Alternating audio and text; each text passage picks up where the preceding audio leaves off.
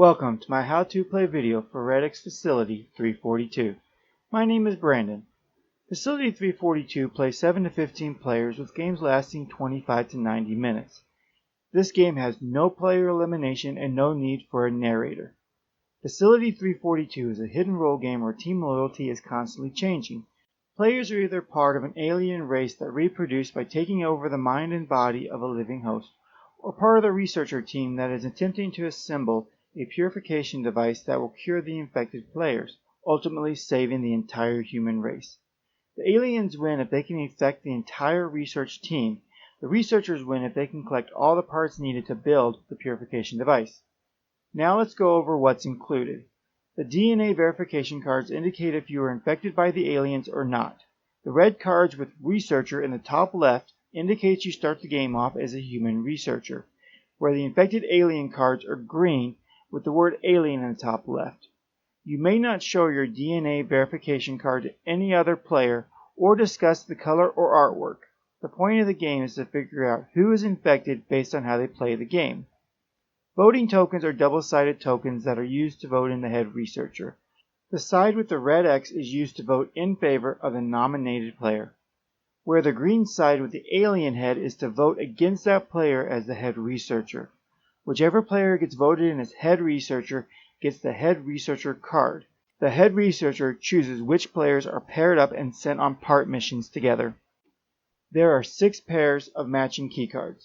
The keycards are used to indicate who are going on missions together. The keycards are numbered 1 through 6. Matching keycards are required to get into mission rooms together. The 6 purification parts are used to create the alien purification machine. Human researchers try to collect these as the aliens try to prevent it. 1 purification part is placed in each mission room. The purification schematics is the blueprints used to make the device to save the researchers from the aliens. After a part has been collected during a mission, it is placed on the schematics board. The meeting and mission rooms all get an action dice. The action dice determine what happens during a mission. Now let's go over how to set up the game. This game requires areas that are private that prevent other players from seeing or hearing what's happening during a mission. Pick a room to be your meeting room, typically the place you usually play games and has room for all the players. We use the living room for our meeting room. Once this room is selected, place the purification schematics and an action dice in the middle of the playing area. This is the room where everyone meets between missions. Now pick 6 other rooms in the house, or outside the house that will be your mission rooms. The game works best if you can close a door. We use the garage, bathroom, laundry room, guest room, and master bedroom. We don't use the kitchen because there's no door to close, so we use the backyard for our 6th mission room. Place 1 purification part and an action dice in each of these rooms. Once all the mission rooms are set up, all the players meet in the meeting room. For this example, we will have 12 players, and each player is given a voting token. To determine who is infected, you take 2 of the infected alien DNA verification cards and add human research DNA verification cards to the number of players you have. In our example, we have 12 players, so that means we start off with 2 aliens and 10 researchers. Now shuffle the DNA verification cards and then deal 1 card face down to each player. Each player secretly looks to see if they were infected or not, and then they return their card back to the game box. There's no need to keep the cards because your role can change during gameplay. So now 2 of the players have been infected by the alien, and the other 10 players are still researchers. I marked the aliens in this video, but when you play, you will not know who the aliens are unless you are one. That is all the setup that is required for this game. In the game, the year is 2079, and you are a researcher for the company Redx Planetary Exploration. You and your team of researchers have been sent to a planet in the galaxy IC-342 to explore an unmapped section of the universe. During your deployment, 2 of the researchers came in contact with an unknown life form that can only reproduce by infecting the mind and body of another life form. After experiencing human consciousness for the first time, this alien life form knew that taking over the human race was the best future for its own kind. You are now in a battle for the future of the human race. Your only hope is to construct a device that can mix and release a gas that will kill off all the aliens that are infecting the human researchers. You must retrieve 6 parts needed to construct the purification device. But beware, when left alone with an alien, you're in danger of being infected yourself. The game consists of 4 phases. Phase 1, nominate a head researcher. Phase 2, select mission teams. Phase 3, mission phase. And Phase 4, missions over. Phase 1, nominating a head researcher. Each round of the game starts off with assigning a head researcher. This is done by having any player nominate another player and have someone second that nomination. You may nominate yourself, but you still need another player to second it. Once someone has been seconded, each player takes their voting token and secretly places what they want face up on the table, hidden under their hand. The red X logo is to accept that player as the head researcher, where the alien side means you do not trust that player and you deny them as the head researcher. Once all the players have their voting tokens hidden under their hand, they remove their hands showing what they voted. Nominated players only vote when there is an odd number of players, but all other players must vote, and the majority votes win.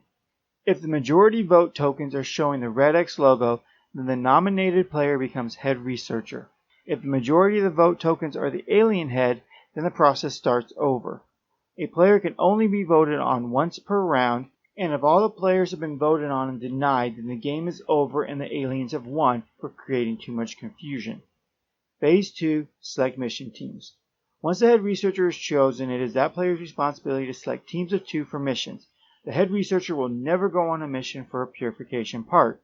The head researcher will give 2 players matching keycards. This indicates those 2 players are going on a mission together. The players can voice their opinion about who they got teamed up with, but ultimately the decision is the head researcher's. So be sure you choose your head researcher wisely.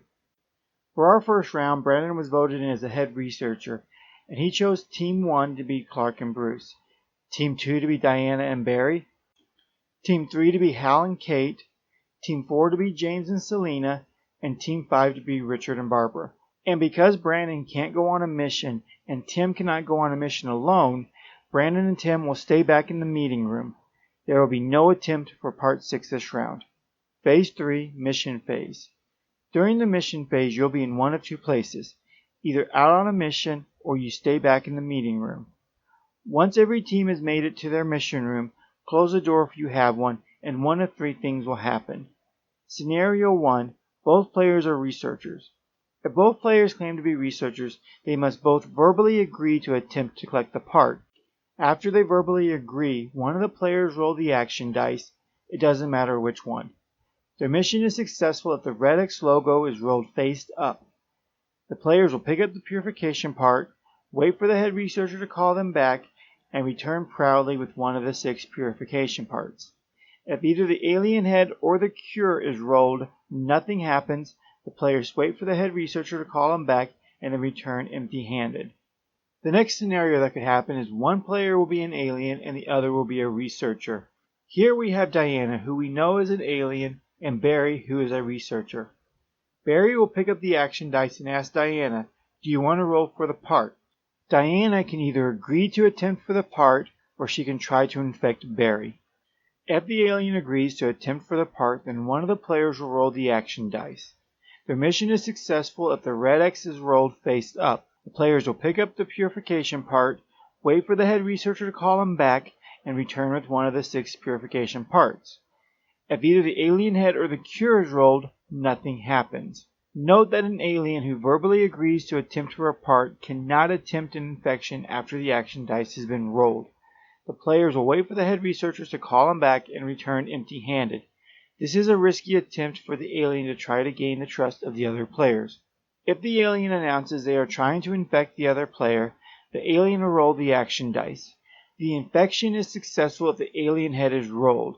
If the infection is successful, then the researcher is now an alien who will try to infect other players throughout the game. If either the red X or the cure is rolled, nothing happens, and the researcher stays human.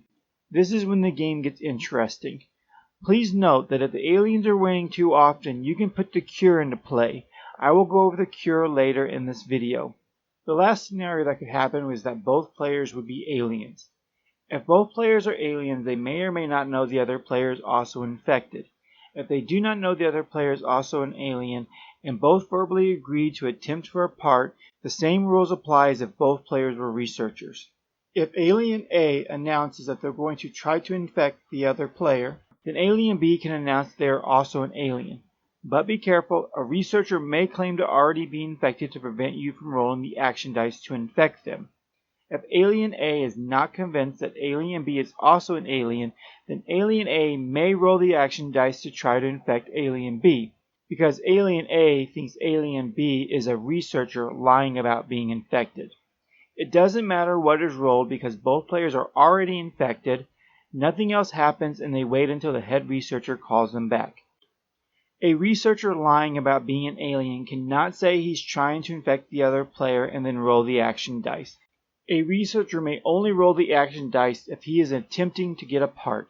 If both players believe the other player is an alien, then they can use this time to make plans, or the two players can agree to roll for a part in an attempt to get the other players to trust them. Their mission is successful if the red X is rolled face up. The players will pick up the purification part, wait for the head researcher to call them back, and return with one of the 6 purification parts. If either the alien head or the cure is rolled, nothing happens. The players wait for the head researcher to call them back, and they return empty-handed. Note that all players are expected to play out what the action dice is rolled, but players are encouraged to lie about what was rolled. Also, choosing to just talk and not roll the action dice is always an option in any scenario. If you are not in a mission room during the mission phase, then you will stay back in the meeting room. During the mission phase, the players in the meeting room can use this time to discuss what they think is going on, or if there is an alien in the meeting room, the alien may attempt to infect another player. If an alien chooses to try to infect another player in the meeting room, the alien rolls the action dice and follows the same rules as stated in the mission room rules. If there is more than one alien in the meeting room, only the first alien to attempt an infection may roll.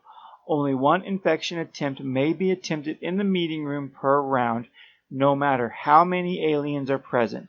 If an alien attempts an infection on another alien, they may not choose to attempt to infect another player that round. In our scenario, Brandon and Tim were left in the meeting room, but as the game progresses, there will be less missions to go on, so more people will stay back in the meeting room. Phase 4, mission over. Once everyone in the meeting room verbally agrees they are finished with whatever they want to discuss or do during that round, the head researcher will call all the players back to the meeting room. Setting up a group text may be useful here. If players in the mission room are not finished with their action roll or their discussions, they do not have to return until they are ready, but they cannot return to the meeting room until they have been called back. Players should not try to communicate with other players that are still in mission rooms, so you should never leave your mission room yelling, "So-and-so is an alien," at the top of your lungs. Wait until everyone has left their mission rooms before you start accusing other people of being aliens. Under no circumstance should you ever enter a mission room that other players are using. Once everyone is back in the meeting room, the players that were successful on their missions will put their purification parts on the purification schematic board. Then the players will discuss what happened during their mission. After all the lies and accusatory remarks, a new round will begin. The new round starts with voting in a new head researcher the same way as before. The current head researcher may be voted back in to head the new round. The new round is played exactly the same as the first, except the 2 players that were sent on missions together last round cannot be teamed up on back-to-back missions. The only other change is the number of missions that are sent out. There should be a mission for each part as long as there are enough players to go. In our example, we already collected 2 of the 6 purification parts. This means that there are only 4 missions left to attempt. This round, Selena was voted in as head researcher. Selena made Team 1 Clark and Barbara, Team 2 Bruce and Kate, Team 4 Diana and Barry, and Team 6 Tim and Richard. Hal pointed out that Diana and Barry were on missions together last round, so they cannot go together on back-to-back missions. So Team 4 became Diana and Brandon. Hal, Barry, and James stayed back with Selena in the meeting room. This process is repeated until either the researchers collect all 6 parts to the purification machine and win the game, or the aliens win if they infect all the researchers, or no player is voted in as head researcher. Sometimes you may see the same side always winning. Facility 342 is designed for you to experiment with the rules. Here are 2 ways to modify the game if one side is winning too often. If the aliens are winning too often, put the cure into play. The cure happens during the mission phase. If the cure is rolled during an alien's attempt to infect the researcher, that alien is now cured and becomes a human researcher again. The roller only becomes cured if one of the players is a researcher, and it has to be during an infection attempt. The cure can be fun to add just to spice the game up. If the researchers are winning too often, start the game with a 3rd alien. Thank you for watching my How to Play Red X Facility 342 video. I hope you enjoyed playing my game as much as I enjoyed making it. If you don't already own a copy, or want to see what other exciting games we've come up with, please visit our website at redxboardgames.com or click on the link in the description below. Thank you, and good luck staying human.